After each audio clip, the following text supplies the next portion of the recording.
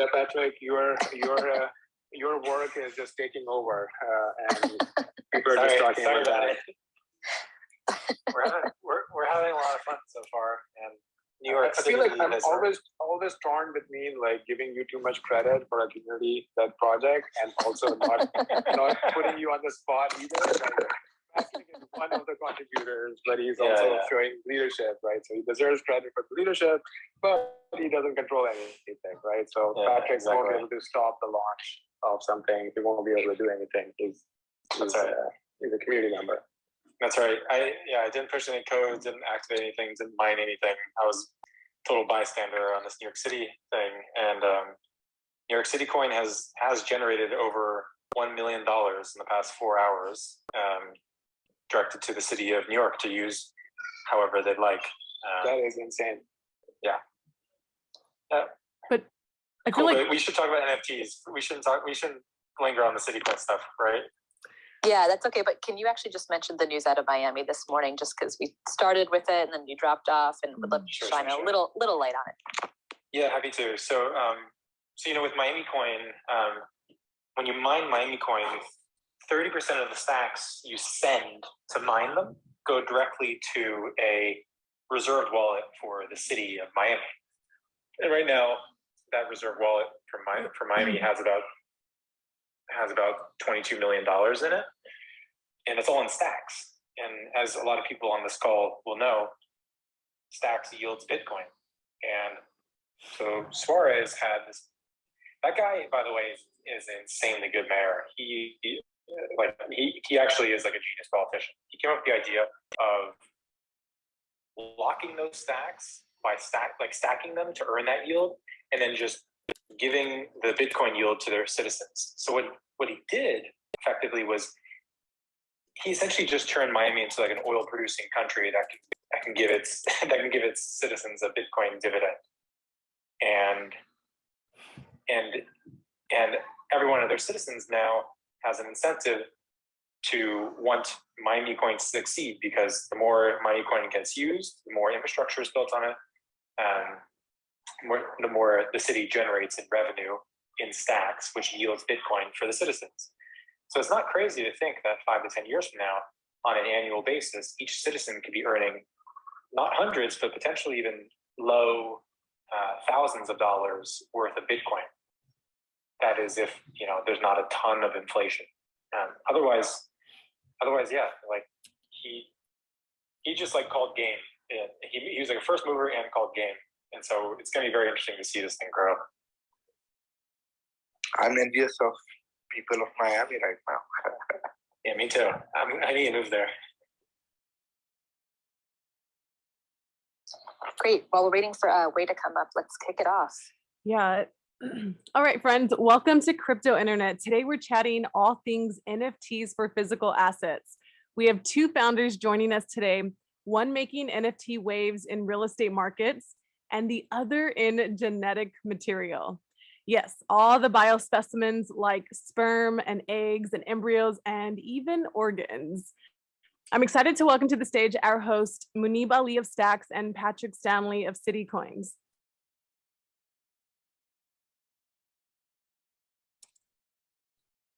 Everyone, excited to be here. I feel like most people here probably know us by now, so let's maybe ask Ali to introduce himself. Sure. Thank you for calling me. Ali, I'm the founder of BReal. We are making NFTs for real estate. And this is my second time on this show. Last time we were talking about crypto in Pakistan.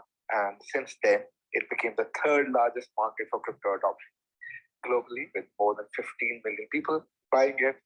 And now we're talking about NFT for physical assets. And I think that the things which have happened over the last 3 months, especially, have really accelerated this market as well. So really delighted to be talking to Munib and Patrick.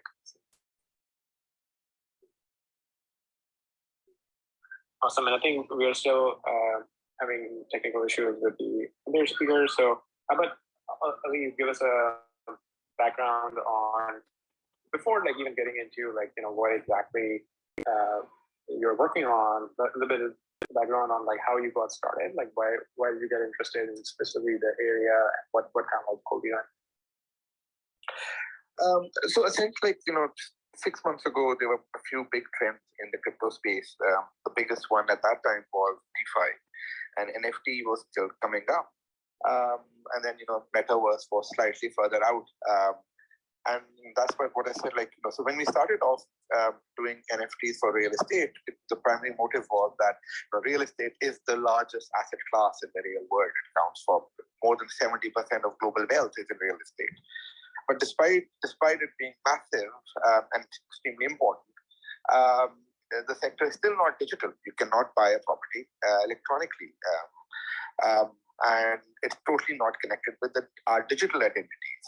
With DeFi, now they're lending platforms, but you cannot put your property as collateral and get a loan on a DeFi platform.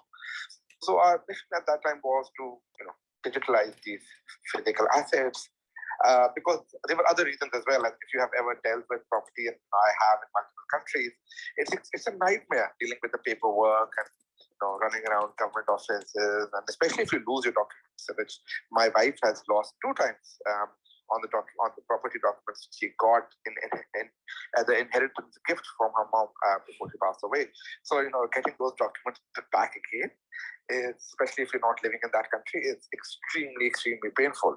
So that was the genesis of our plan, and how we started out to make a platform where people could come up, make NFTs for their real estate, and essentially that gives them an identity of their property. But that's what I said earlier, that the last 3 months have totally changed it, because now with Metaverse, the big power is that now you can, with NFTs for your real world assets, you can actually enforce IP over it. Like my house is on Google Maps, but I don't get money from Google Maps for having the house available over there. So where we saw an immense demand was that one of our clients is Camden Market, in the UK.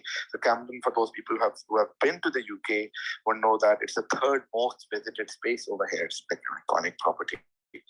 So we are converting them into NFTs, and it will allow them to port their property and claim the ownership on multiple metaverse, in games. And so it's almost a convergence of DeFi, GameFi, and metaverse, and NFTs, which are coming together very nicely. So that's what we are doing. It's a marketplace and a platform for making NFTs for real world assets, so that this massive asset class, which exists in the real world, can be brought into the digital world and mapped with the massive wealth which is now stored in digital assets like Bitcoin. Got it.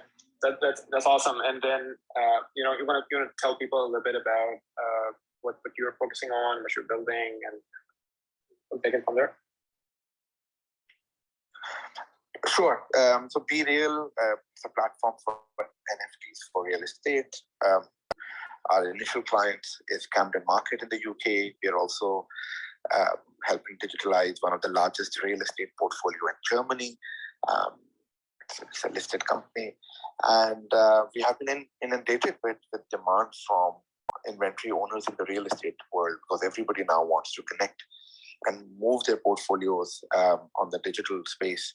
And Stacks was the best platform for that, because with real estate, you actually want to make a bet on a platform which can claim to have that longevity, because this is an intergenerational asset class. So Bitcoin was perfect for it. It was a large, already like $1 trillion asset class over there, with assets trapped over there, and it can truly claim that kind of longevity. So now we are trying to move real estate as an asset class and merge it in the digital world, so that it can unlock both A, digital transactions, B, the DeFi aspect of it, and the third is the metaverse, where you could actually own your own home and take it to metaverses.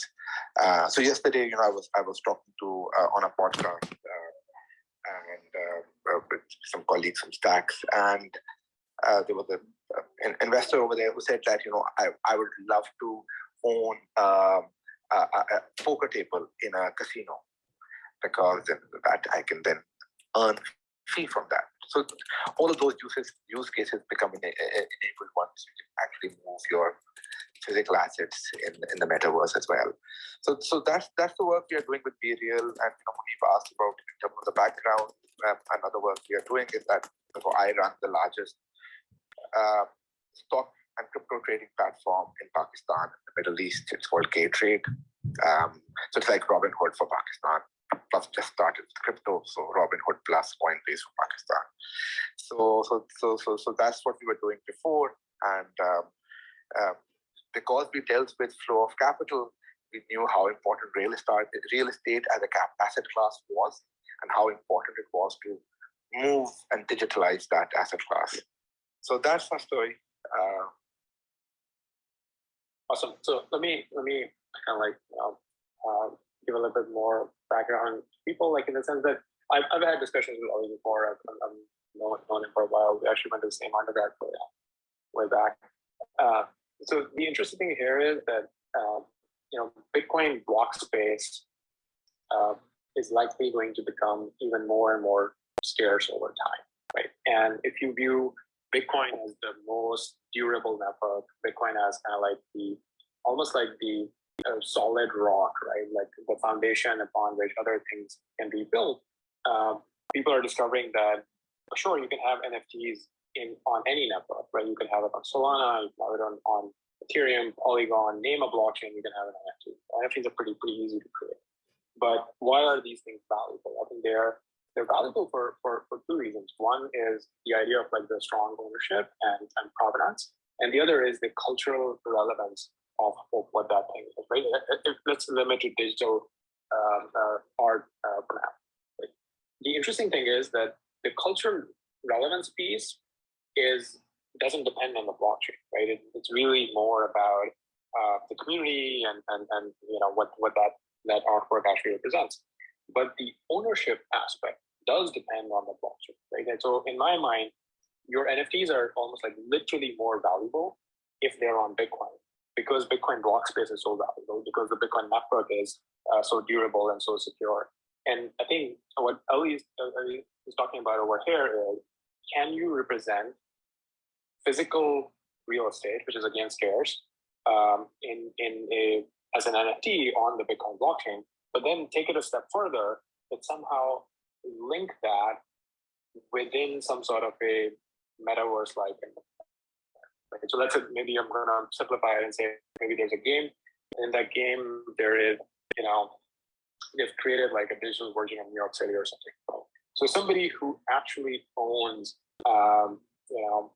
some real estate in West Village could actually make a claim that I am the real owner, and in this game, like maybe I have certain rights because you're representing that area within the game, right? And obviously, the developers have to have some sort of a way of agreeing to it, and so on. And there can be different type of forks and whatnot. But it's a very interesting kind of like a forward-looking type of an idea that it goes beyond just digitizing real estate and tokenizing it, but actually trying to link it to kind of like metaverse experiences.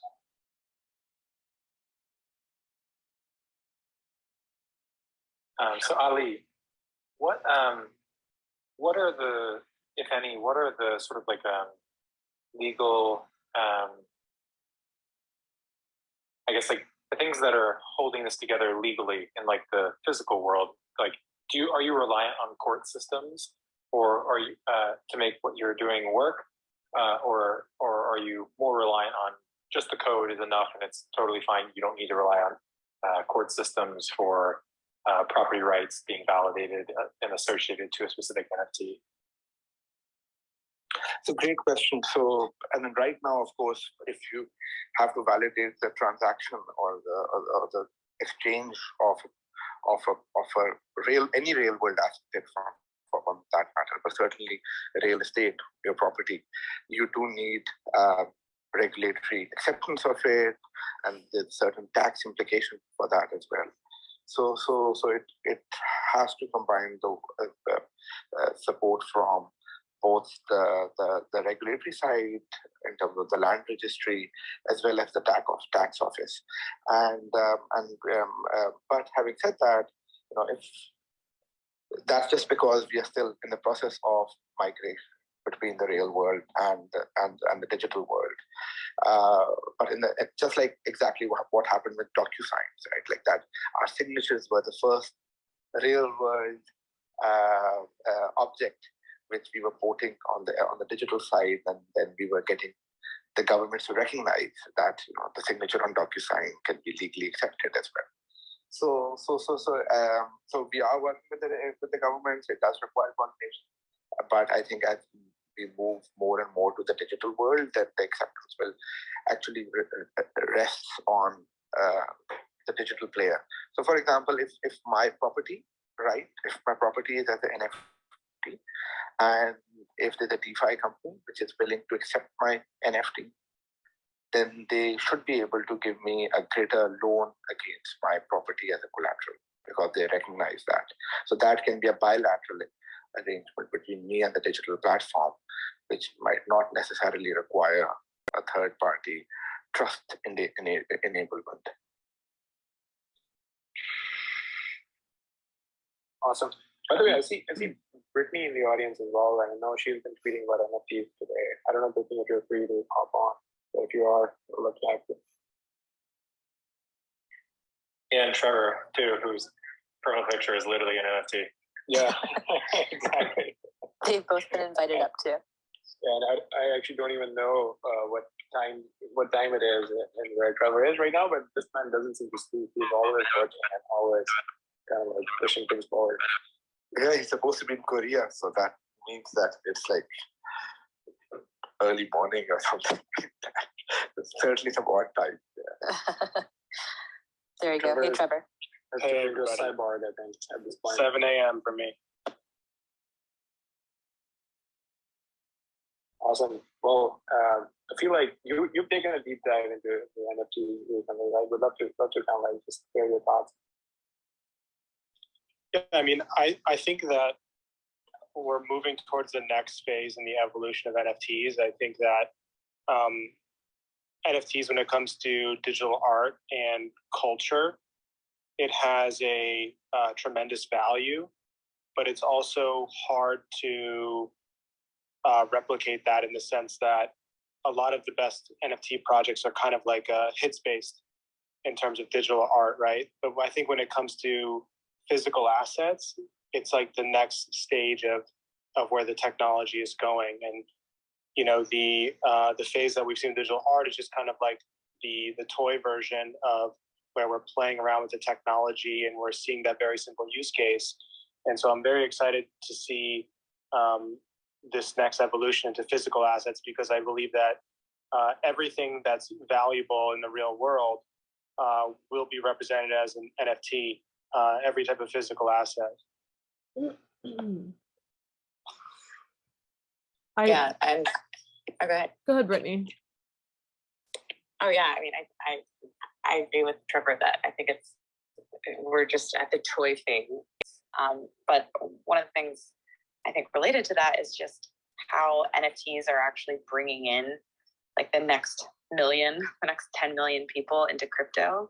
It is kind of in these really fun ways where people can share these these assets with other people. They can talk about them. They can kind of showcase what they own, which says something about them in the same way that like owning a physical house does. Or, I love Eggschain is thinking about fertility. It's something very personal and very life-changing for people. So giving them that ownership in the blockchain is just showing kind of like what they represent. And I think we're going to get, the most users coming into crypto for the first time because of these different types of NFTs, because they're showcasing these values of what's important to people and where people spend their money. So I'm really excited about how massive it's going to be. DeFi is cool and all, but talking about yield all the time is not that attractive to people. So instead, talking about the things you care about through the things that you own is where I'm seeing the most people kind of getting on board.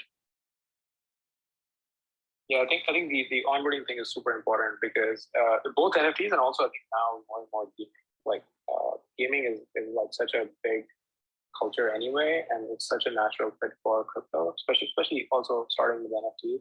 That I think these two things might be that and city coins.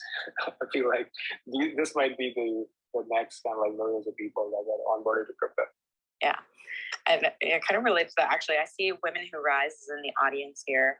I think actually tying like NFTs to other values, sort of like around philanthropy as well, where it's like converting the proceeds or the ownership of certain NFTs to things tied back to like real world improvements or real world education. I think city coins aren't philanthropic, but I do think that they give back value back to physical communities in a way that's really new and really exciting. So I'm excited to see more experiments like that. If people are trying, go ahead, Alex. Sorry. I just wanted to add on the gaming part, which Mali mentioned, that I think that's super powerful, and it gets the community engaged as well. So it's a communal feeling, especially with what the games like Axie have done in terms of pay to play. So I think I'm really excited about the new community which games are making, and NFTs are critical for that. And I think like Axie, yesterday's panel which we had with Stacks, with two companies which were in Stacks Accelerator, Moonray and Shadoverse, they were talking about how NFTs in games are extremely popular. So I'm really excited about that, especially for the community aspect of it, which I suppose is the same with Miami Coin, the community aspect. I wonder with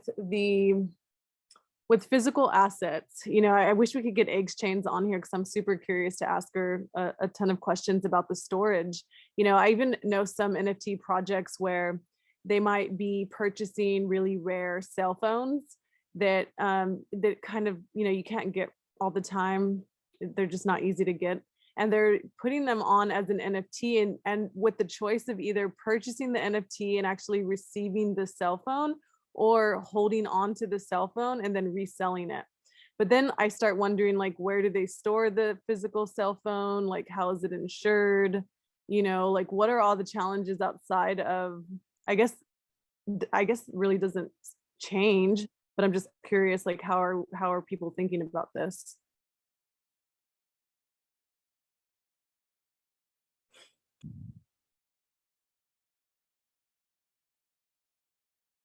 Any more questions for Ali then? His experience. I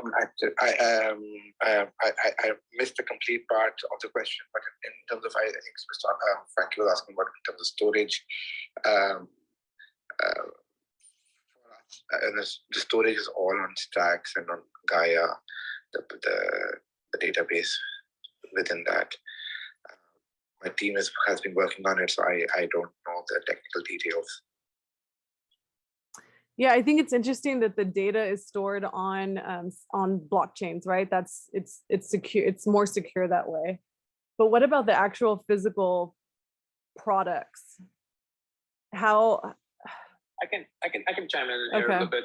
So I think the technical architecture is a little bit like your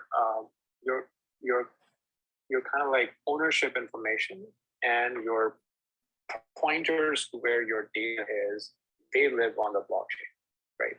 And that's because the data is public on the blockchain, and blockchains are limited. You can't put like too much data there. I know there are things like RV that are designed very differently, and you can maybe put a pointer to an RV like thing or a Gaia storage that we work on, or a Filecoin type thing. So your data lives elsewhere, potentially on decentralized system, potentially on cloud hosted places, replicated in multiple areas. But your key information, like ownership information or like how to find that data, that really lives at the blockchain layer. And then I think in terms of how do you link that with physical stuff, like my mind just goes to credentials. Like just like you get a college degree or something, it's really a credential. It's like signed by someone, and there's a way to verify that is it signed by the right party. And I think once people make their digital identities and they have reputation associated with it, they can start signing stuff. Like, I might be a signer on a treasury, right? And that signature is the credential. And similarly, as people start building their almost like digital identities, you can even imagine, some sort of a registrar for land in a small city is verified that this is the registrar, and then whatever certificates or certifications you're getting from that registrar, people can start accepting. Right, so that's how these things start getting linked with each other and start getting more usage. But I want to welcome the Women Rise NFT, and would love to learn more about the product. Hi, thank you so much, Mani, for that. This is such an interesting conversation, and I'm learning so much. So my name is Maliha. I'm an artist and an author, and I'm so excited because there's so many Pakistanis here. So firstly, I'm excited about that. I'm a Pakistani myself, and it was really exciting to hear how Ali was talking about how Pakistan is like, one of the leading countries when it comes to like, crypto. And I mean, I always thought like we're quite cool, and it's just like, creating opportunities and stuff. That's where I think work needs to be done, of course. And yeah, but I don't know what to talk about. Can I actually comment on that a little bit? So let me give you a little bit of background. So I think it was Chainalysis that came up with a report for some of the most active crypto wallets, and I think it was India, Pakistan, and some other country that I forget right now, probably Vietnam or something like that. Don't quote me, but they were like really at the top, right, in terms of recent growth that has happened last year. And I think, given like I was born in Pakistan, my family is there. This is actually quite shocking to me that how is crypto taking off so much in Pakistan, because it's not like officially supported, right? The government is not doing anything. If anything, they have really bad policies to block like the start of the exchanges, and they're always worried about capital flight out of the country. So they would look down upon on crypto that much. But that was very surprising that there's so much organic growth happening in spite of like lack of support, in spite of like capital moving in and startups getting funded, or policies being kind of like more friendly to crypto. And I think that might change over time. And there is some work happening. It's not related to today's topic, but I thought it's interesting to know where the next phase of growth is going to come from. So for example, if people are taking like China very seriously like 5 years ago or 3 years ago, China has now gone completely south, and they're blocking crypto innovation. So in terms of like keeping in mind that the next wave of adoption might actually come from India, Pakistan, the countries like that, is an important thing to know at the back of your mind when you're designing the products. I love that. And actually, it was really surprising to me as well when Ali said that. Like, I knew that, like in Pakistan, we're really enthusiastic about crypto and blockchain and NFTs now as well, like in the art community. But I would have never guessed that we're like, one of the top 3 countries. Well, I would love to thank you for inviting me to speak. I would love to, introduce the project. And it's actually focused on women's rights, inspired by my experiences and in Pakistan, and me being a Pakistani actually. So I'm very proud of my country, but at the same time, like, I do recognize the progress that needs to be made. And this is, of course, again, not limited to Pakistan. This is a global issue, but I like to start with my roots. So Women Rise is a NFT project, and I think Brittany was the one who said that through NFTs, there are like millions and millions of people will be coming into this space. And NFTs was my gateway as well. And now that's what I'm trying to do with Women Rise. I want to bring more than 100,000 girls by the end of 2022 through Women Rise. So it's an NFT project that's focused on women's rights, girls' education, mental health. All 3 of the things that, I think we need a lot of work done in. And it's a celebration and representation of women activists, women scientists, women coders. And we're actually one of the first projects focused on SDG 17 goals. So it's not just, like an art focused project or that's, donating to like some charities. It's actually like, I have a background of working with like organizations like Malala Fund, Girl Effect, Vital Voices, Google Impact Challenge. And that's what I've been doing for the past 9 years as a traditional artist, and campaigning through my art. And that's kind of like my extension into that. That's what brought me into NFTs. So you guys were talking about like, the kind of impact that NFTs can have in our everyday lives and in our societies. And that's like my motivation behind Women Rise as well. Somebody asked me, where do you see Women Rise in a year? Because of course, like we're in this like hype phase right now that, oh, NFTs are like all that, like previously it was DeFi, right? Next, maybe it will be metaverse. But in a year, it will be like an organization in Web3 for women and girls and for the most marginalized groups. So yeah, that's basically what Women Rise is. Just wanted to come on here. Thank you so much, Mali, for asking the question. And yeah, that's what Women Rise is basically. Yeah, that's awesome. I feel like these topics are very important because one of the things that I'm pretty concerned about is, in the early days of crypto, it was all about kind of like these, like, like cypherpunk type of a culture, and people were talking about how there's like wealth inequality outside and whatnot. But what I'm getting scared of now is actually wealth inequality caused by crypto, because of how much this industry is growing and how quickly and rapidly. Like some of the people who just happen to be early, their kind of like financial assets are growing extremely quickly relative to other folks, and I feel like there needs to be more awareness. And generally, I think a lot of these early people they're very open to it. So they're very open to supporting a lot of these causes, like being supportive of like these efforts to actually open up this industry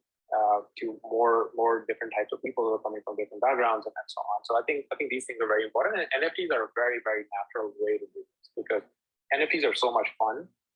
You're kind of like you're like most of the times when I participate in NFT collections that come out, I'm literally just doing it for the fun of it. Like I'm not looking for returns. I'm not really looking I'm not looking at it as a financial instrument, but in some ways, like there is money inflow to certain parties, which is meaningful, right? I think over the last couple of weeks, just on staff, millions of dollars have flown out to creators, which is very significant. And I think this trend is something we should definitely like double click on and encourage more, where these causes can also be supported as a byproduct of NFTs.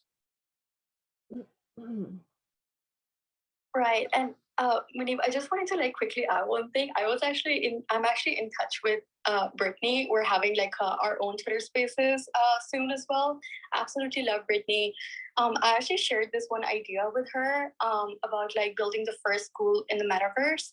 And we were just like brainstorming as well about it. So I feel like this conversation right here, NFTs for physical assets, this is like giving me so many tips as well and more ideas to make that project happen. I'm currently in touch with like Superworld and Decentraland, but at the same time, like I don't want them to be, I don't want this concept to be used kind of like as a marketing thing for them, and I actually want to do it properly. And I think Ali and you would maybe understand this a bit more, just because like Pakistan is like the second country in the world, even though we have so many incredible, brilliant people there. It's the second country where we have like the most kids out of school. So it's like even more personal to me, this project. But yeah, just thank you so much for this spaces and allowing me to speak today. Thank you so much. Great to hear about your initiatives and what you're doing, and would love to stay in touch. I'm already following you now. So thank you for telling us. Thank you, Ali. I followed you back. It's perfect. Thank you. Thank you. It does look like we might be able to get Eggschain back in here. However, we might take some questions ahead of schedule. But Ali, I do have a question. Is it possible for me to purchase real estate anonymously? No, because it will be the transaction will be on your wallet. So when the exchange happens, you have to link it with your wallet, and that will go on the log. So it won't be purely anonymous. Viking Club, go ahead with your question.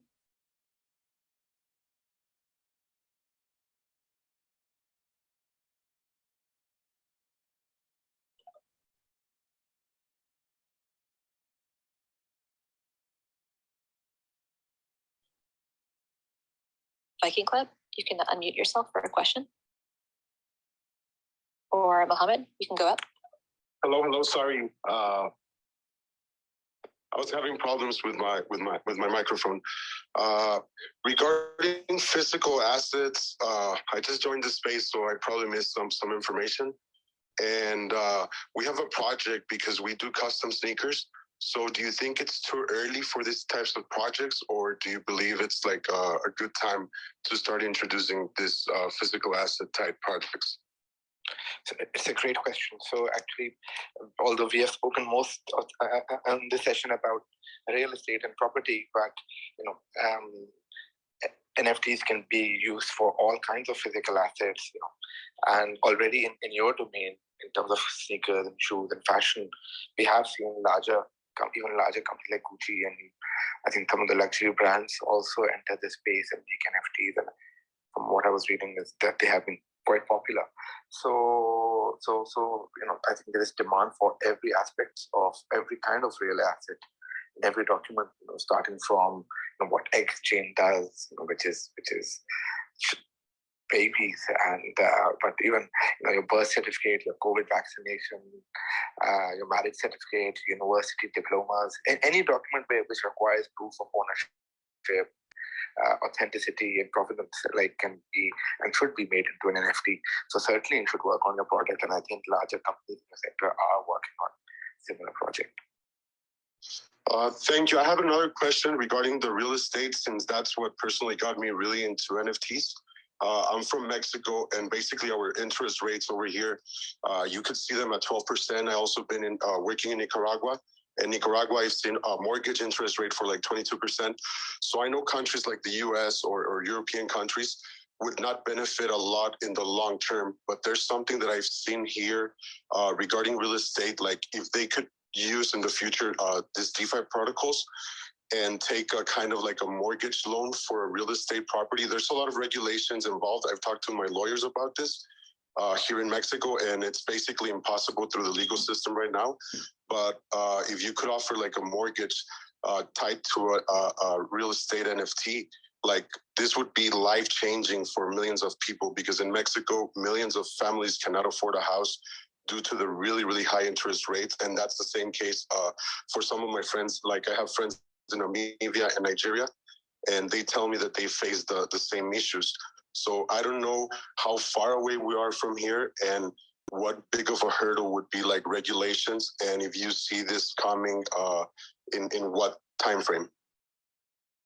Thank you for mentioning this and giving your insights. This is very interesting. And I think we're not far away, because what we have seen, because this issue which you have mentioned in terms of high interest rates, this is true for all emerging markets. And what we have seen in Pakistan, where my business is that regulation does not affect if you're doing bilateral arrangements. So, for example, if I'm running a DeFi company and the loans are coming from my own balance sheet, then actually it's none of the business for any regulator. The regulator only comes in if I'm pooling in savings of other people and using that to give a loan. So I think given the amount of money which already is available on digital assets and platforms, I think that we're very close to having DeFi solutions which can provide mortgages.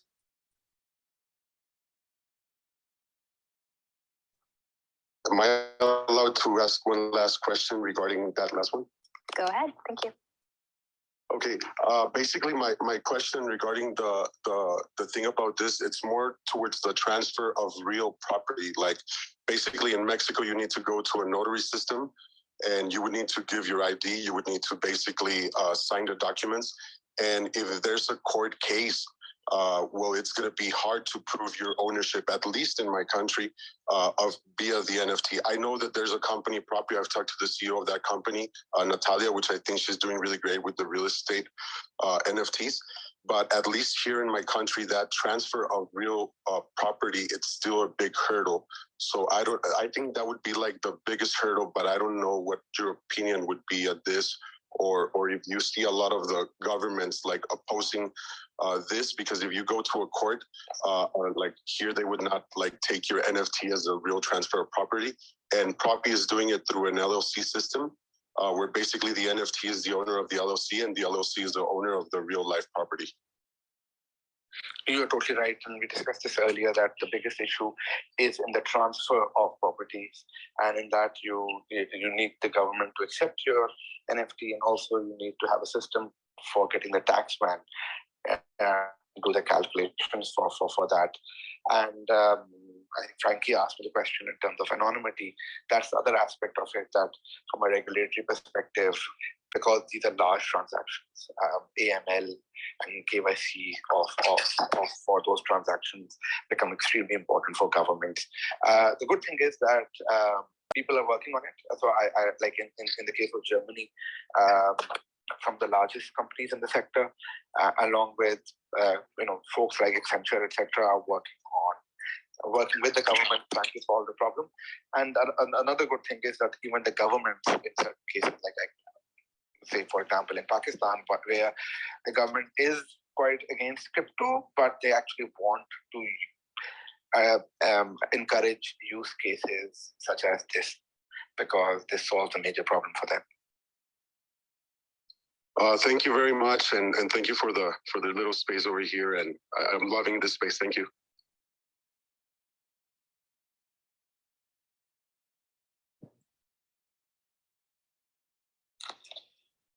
Okay, we have Wei from Eggschain on as a speaker. Wei, can you hear us? Hi. Hi. Hello, everyone. How are you doing? We're doing awesome. Thank you. Glad that you could make it. Excellent. Oh, thank you. Same here. It's a pleasure. Sorry, we had a little technical difficulty, but it's a great pleasure to meet everyone here. Good afternoon. Good afternoon. Wei, can you tell us a little bit about what you're doing at Eggschain? Would love to hear more. Yes, absolutely. So the mission of Eggschain is to preserve the hopes of life and help advance humanity. So we're a healthcare technology company at the intersection of reproductive medicine, scientific research, blockchain technology, and software. And so we are using NFTs to kind of like create a data wallet, and Stacks is a integral part of this. So our goal is to allow patients or individuals to take control of their information, and also having a permissioning system, with their healthcare providers as well as other folks, especially in the field of reproductive health. What are you going to do with your sperm, or what you're going to do with your eggs, and who has what kind of permissioning. And additionally, we are, one of our primary goal is to use the blockchain to track the chain of custody. Where has your biospecimen been? Where was it incepted at? Where has it gone? Where was the last stop?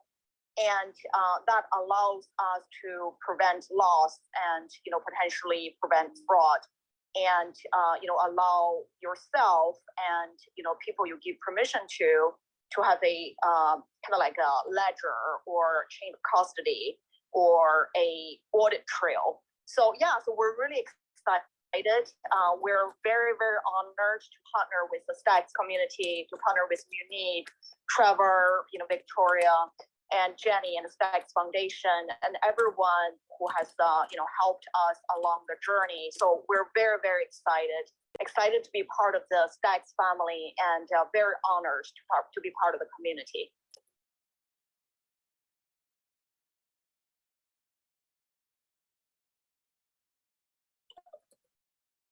This is awesome. Great to have you here. And I watched your demo day talk during when you're going through the Stacks Accelerator, and that was so exciting. Thank you. Great to be here, Munib. So I'm actually curious about this. Since we're securing data on the blockchain, where's the actual where do you keep the eggs and the sperm, and how do you ensure that it won't be tampered with outside? I mean, are you taking custody of all of it as well? No, very, very good question. No, we are not taking physical custody of the biospecimens. Instead, we work with the world's most reputable clinics and biospecimen repositories. And so we work with the best people who take, their custodian responsibilities very seriously. And we are a strategic partner and technology partner with them. Hopefully that answers your question. Yes, thank you. And it does look like we have quite a few questions coming in. Bilal, are you there? Do you have a question?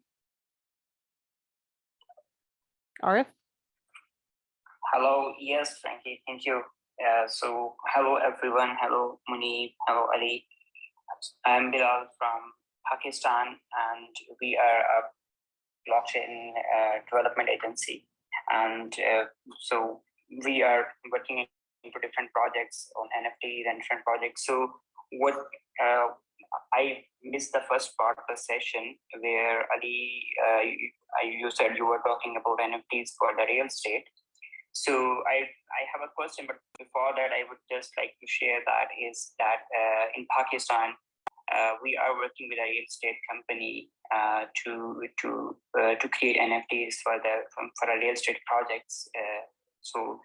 And we are getting good support from SCCP, the government of Pakistan, in terms of digital assets. So it's going well, but definitely there are challenges that we are trying to figure out in regards to some other physical assets. Mainly, how are we going to deal with the tethering of the assets, with underlying assets? So it's like, how can we make sure that if we are going to apply the same concept on precious metals, maybe gold or platinum or silver, how are we going to make sure that the underlying assets are actually there? How are we going to address that part when we are applying NFTs on physical assets? So I would really appreciate your answer on this question. Thank you. No, great question. And firstly, it's great to hear from you. I mean, this must be like really, really late in Pakistan. So glad to see that people are so interested that they are up and joining and asking really good questions. So the template for NFTs for gold or for or any kind of contract for gold is it already exists, which is how gold trades in future markets. So, for example, in Pakistan Mercantile Exchange has contracts on gold, and these are paper contracts, financial instruments, where the underlying is physical gold. So the way they check that the gold is actually there is that there's a central custodian who stores it and who ensures that the physical asset is there and the quality is there and the quantity is there.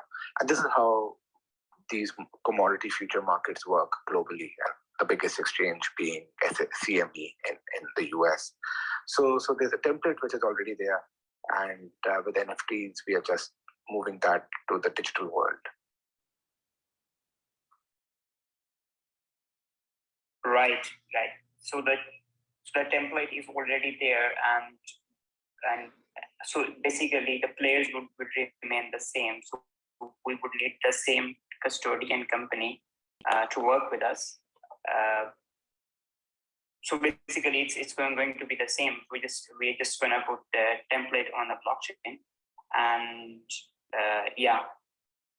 So yes, so either you use the centralized exchange, which is Pemex in the case of Pakistan, or CME in the case of the US, as the custodian, or if it's not a financial instrument, then you need some other custodian. In the case of India, their central depository company is acting as the custodian and is offering the service. In the case of Malaysia and UAE, it's similar that their third-party companies were offering the service. In the case of Pakistan, there's no other company besides Pemex, but like I have had similar conversation on the same topic with Central Depository Company of Pakistan, whether they can play that role of being the custodian for physical assets on which such contracts can be built. Thanks, Bilal. Maya, do you have a question? Right, and what? Yeah. So, if I can just follow up on that, Ali, what was the response from the CDC? Like, you had a conversation with them, so were they agreed to supporting this or to partner in this thing? And they are working. They want to work on it. Yes. Right. Great. Thank you. Thanks, Bilal. Jeremiah, do you have a question? Yeah, so I have a friend that's working on this problem, and I'm just always wondering, like, if it was a piece of art or something and it's transferred over and there's an NFT attached to it, like, does it need to get graded again before it's transferred to the new owner? Because what if it's damaged when it's like in the custody of one person?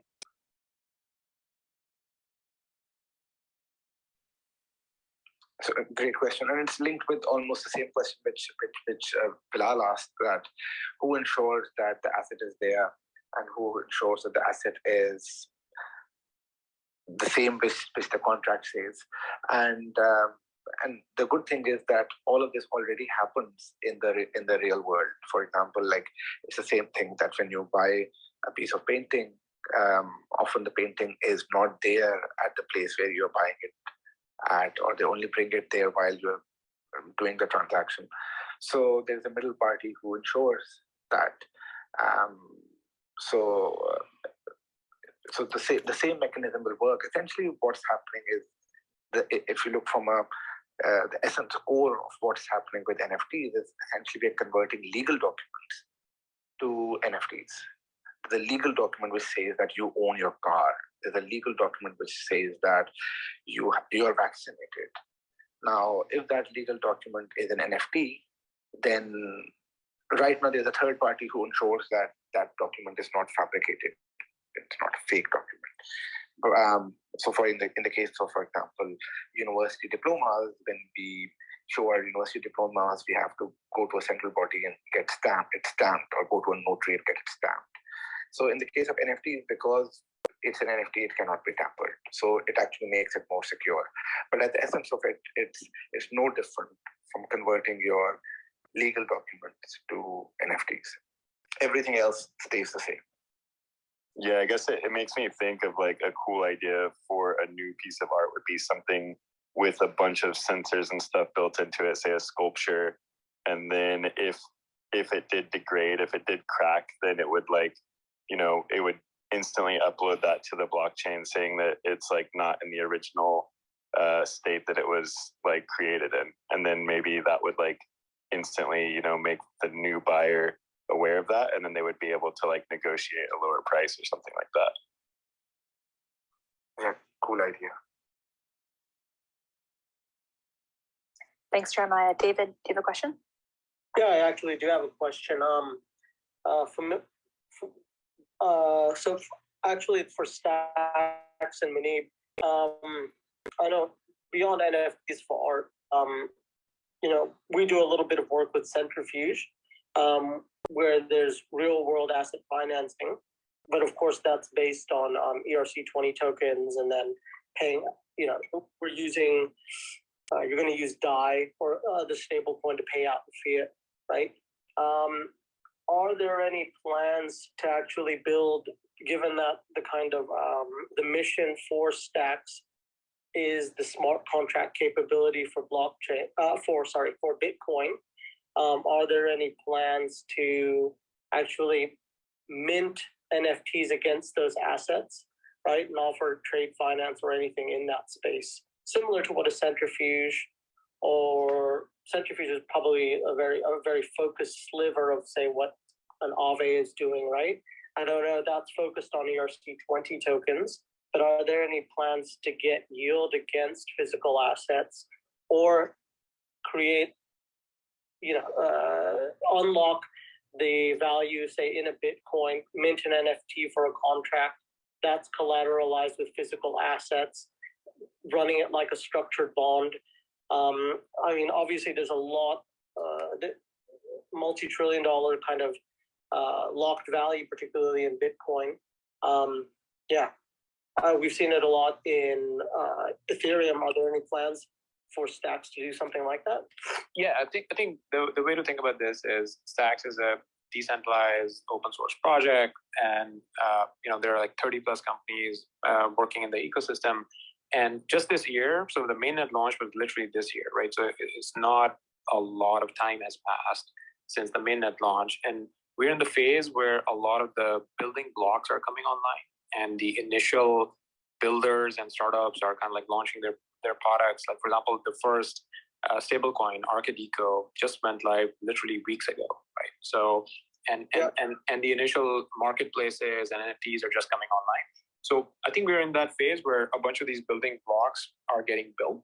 So for what you're talking about, I would say it's very close, like maybe in the order of months, like if developers are actively working on it, but it's not live yet. And then there's no like plan that Stacks would have, right? Because Stacks is not an entity, right? There are so many various people, so it's like an organic community. So what I would encourage you to do is, like, you can write up some of these ideas, maybe post them on a forum or GitHub or somewhere.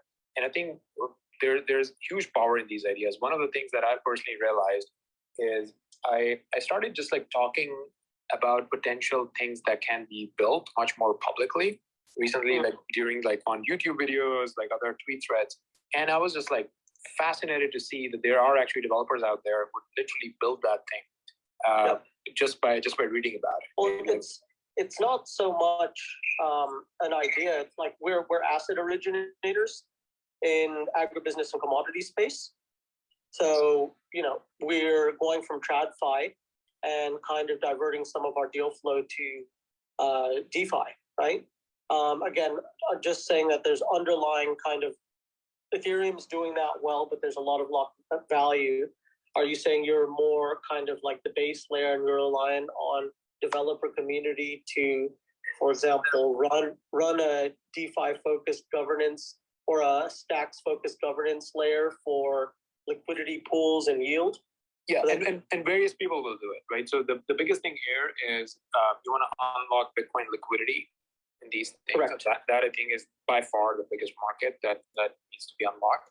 So I think there are various ways like developers are working on doing direct Bitcoin transactions that basically buys an NFT or an asset on the Stack side, right? So that's like plugging in Bitcoin liquidity into Stacks, and then you need some sort of a app like on the Stack side that is helping make use of that liquidity. So I would say like we're close in general, but there's nothing concrete right now that I can point to that like go to like this startup and they offer exactly what you're talking about. Yeah. So look, I'll reach out to you on LinkedIn or online. So we're already deploying kind of DeFi for digital assets to fiat, right? With some big payment rails providers. So it may be worth having a chat offline. Yep, that'll be good. Yep, I'll reach out. Thank you. Thanks, mate. Thanks, David. I know we're a little over time, but Asif, do you have a question? Yes, I had a quick question. I was just wondering what would be the best practice or industry standard for a situation where you have an artifact, a high value artifact, and you issue an NFT against that. but then you want to subdivide it into like fractional ownership representations, and all of those fractional subdivisions are pretty much like fungible because they're all representing the same thing. So you have this like tree of multiple fungible tokens underneath an NFT, and then different classes of those. So how do you represent that technology-wise? Like, will those subdivisions also be individual NFTs that you don't want them to be because they have to be fungible? So.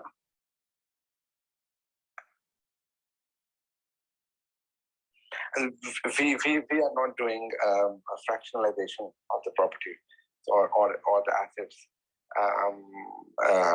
So we are not coming up with this problem on our platform at least. But it's a very valid and good question. Maybe Munib, do you have some thoughts on it?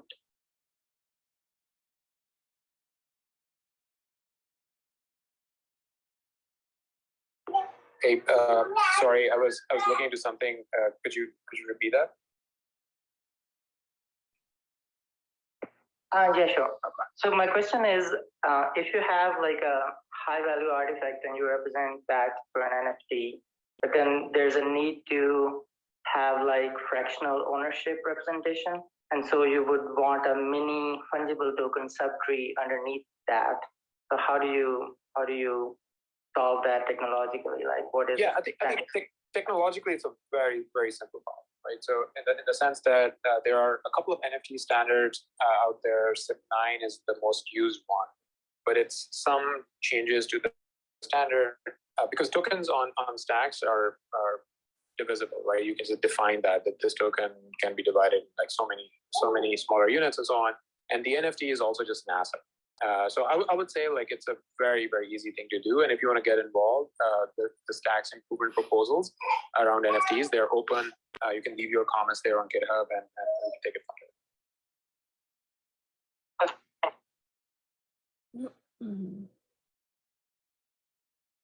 All right, friends, it looks as if we are at time. So if we don't have any last questions, we'll go ahead and call it. Next week, we have a really interesting conversation on crypto internet, basically discussing how to port your information from Facebook and Instagram and other social platforms into an NFT and possibly sell it to advertisers. I look forward to connecting with you guys again next Thursday at the same time here on Crypto Internet. Have a great night. Thank you, Frankie, for calling us. Have a good night. Thanks everyone. Take care. Bye.